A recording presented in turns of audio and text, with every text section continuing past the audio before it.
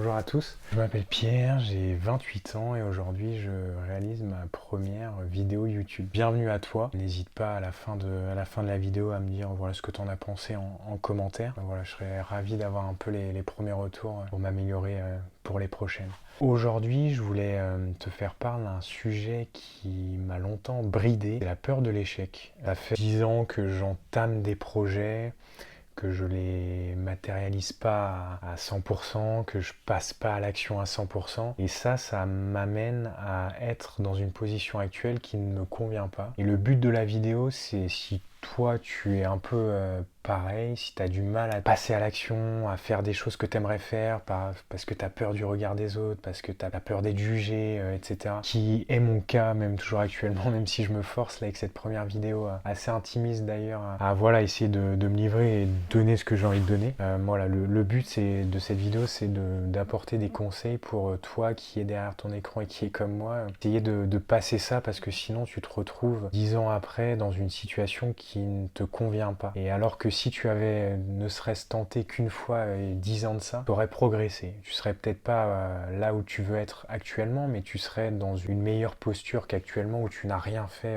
10 ans auparavant. L'idée de progrès est très importante, je voulais le mentionner ici. Je vais juste te faire un peu un background entre guillemets de comment chez moi elle s'est matérialisée, peut-être que tu pourras t'y reconnaître. Premièrement, j'ai voulu me lancer dans le rap, voilà. Bon, j'ai pas fait une dégaine de rappeur, mais j'ai écrit des textes, j'ai posé sur des instrus, je me rappelle, je faisais ça dans mon lit quand j'étais plus jeune, jusqu'à 2-3 heures du matin. Du coup, j'écrivais mes textes, j'essayais de faire chercher des rimes, etc. Et c'est des choses que j'ai jamais soumis à personne. J'ai toujours gardé tout pour moi. J'ai même pas montré ça à mes potes. J'ai jamais rien sorti par rapport à ça. Peur d'être jugé, je pense. Peur de ce que vont penser les autres, alors que ça m'aurait fait plaisir. J'avais vraiment envie d'investir un peu de temps là-dessus. Deuxième chose, j'ai voulu monter une marque de vêtements. Voilà, c'est un projet qui faisait sens pour moi. Même à l'époque, j'avais même quitté mon travail pour monter cette marque-là. Là, je me suis dit, c'est bon, je passe à l'action. C'est le moment, je fais un truc que je veux, je fais un truc que j'aime, je me mets à 100%. Et pareil, rebelote, comme on dit, je me suis retrouvé dans la même situation à abandonner à toute fin du projet. Pour récapituler un peu, j'avais commencé par démarcher des usines au Portugal. Vu que c'était trop dur, j'ai démarché en France pour finir dans une entreprise qui était à 30 minutes de chez moi. Une entreprise très bien, on avait fait des prototypes, j'avais travaillé avec la modéliste pour avoir un peu le vêtement que je souhaitais avoir. Mais pareil, une fois qu'il fallait les vendre et prendre une décision pour amorcer la chose, j'ai décidé de ne pas le faire. Là, j'ai prétexté un problème de couture qui objectivement n'était pas à 100% vrai, il y avait moyen de pallier à ça, donc pareil, je me suis cherché des excuses pour ne pas aller à 100% dans ce projet-là, quoi. Et parce que c'est plus facile d'abandonner que de tenter et d'échouer. Au moins quand on abandonne, on ne perd pas, mais bon, on a la possibilité, enfin on gagne jamais non plus. Pour gagner, il faut tenter, il n'y a que comme ça qu'on gagne. Donc ça c'est le deuxième exemple, et juste voilà, troisième petit exemple pour pas te saouler avec mes histoires par rapport à ça. Quand j'étais plus jeune, je me rappelle à l'école, et que ce soit école, collège, lycée, fac, j'ai toujours détesté lever la main en classe et participer. De la peur d'être jugé, de la peur d'être, je sais pas, de dire une connerie. Et ce qui est assez intéressant, c'est qu'on remarque toujours cette notion de peur du regard des autres et de peur de ce que peuvent penser les autres, que les autres vont pouvoir penser, juger, etc. C'est ça qui, des fois, en tout cas moi de mon côté, a été un gros frein. Le souci, quand on reste dans cette peur-là et qu'on n'agit jamais, qu'on n'est jamais dans l'action, qu'on se confronte jamais au monde, on sait pas réellement qui on est et on se laisse guider par les choix des autres parce qu'on ne prend pas nos propres choix. Et du coup, c'est dangereux, entre guillemets, et on se retrouve dans une situation 10 ans après dans laquelle on n'aurait pas aimé être. Et c'est ça la situation dans laquelle un peu je me retrouve aujourd'hui, même si j'ai bien loin d'avoir une vie qui est compliquée. Et aussi, c'est pas tout blanc ou tout noir, ça m'a permis de rencontrer des belles personnes, un travail qui est plutôt confortable, mais c'est pas quelque chose qui fait sens pour moi. Et aujourd'hui, je n'ai plus envie d'écouter les autres, faut faire ci, faut faire ça. J'ai envie de te transmettre un peu ce message-là, fais ce que tu veux, donne-toi à fond, et c'est le plus important. Comment ça se fait qu'il y ait cette peur de l'échec-là? Enfin voilà, ça va être mon avis, c'est une piste que j'ai sortie, je suis pas expert, etc. Mais ça peut venir du fait que dans notre société, l'échec est vu comme quelque chose de vraiment négatif. Aujourd'hui, on perd, dans l'échec, on est un loser, perdre c'est pas bien, t'as perdu, t'as raté, t'as eu une mauvaise note. L'échec est vraiment stigmatisé comme quelque chose d'extrêmement négatif et néfaste. Alors qu'il devrait, selon moi, être plutôt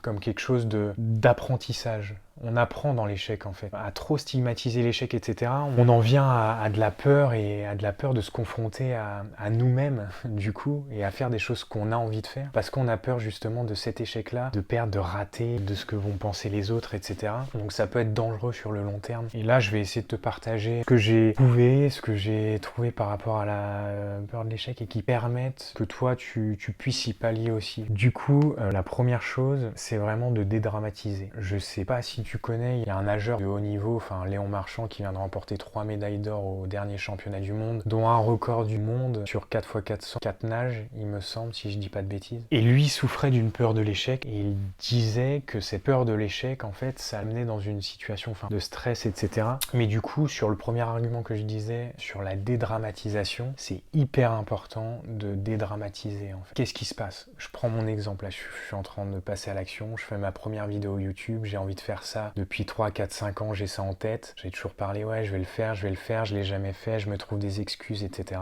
Qu'est-ce qui se passe? Oui, il y a des gens qui vont pas aimer, je vais sûrement me faire critiquer, des choses pas gentilles, etc. Enfin voilà, ça va être une forme d'échec parce qu'il va y avoir 30 vues. Enfin voilà, mais d'un autre côté, il y a ma famille sera toujours là, ma copine sera toujours là. Enfin mon socle important, les fondations de ma vie ne vont pas être chamboulées. Ça c'est la première chose, ne pas hésiter à dédramatiser. Deuxième chose, ça va être de revoir un peu son mindset, son état d'esprit par rapport à l'échec. Aujourd'hui, comme je le disais, on voit l'échec comme quelque chose d'extrêmement négatif, alors qu'il faudrait le voir comme de quelque chose d'extrêmement positif qui va nous faire devenir une meilleure version de nous-mêmes et va nous faire devenir meilleurs. Et ça, on a trop tendance à l'oublier, c'est ça qui aussi nous bride. On veut trop contrôler quelque chose que on peut pas contrôler. On peut pas contrôler si ça fonctionne, si ça fonctionne pas, si ça va être un échec, si ça va être une réussite. Et le fait de pas tenter ou de le tenter, ça on peut le contrôler. Et le fait de mettre de l'énergie dedans, le fait de vraiment être investi dans quelque chose, etc., ça on peut contrôler. Et ça peut nous apporter un résultat positif à la fin. Donc il faut vraiment réussir à aller capter ces côtés qu'on peut contrôler pour laisser vraiment les côtés qu'on ne peut pas contrôler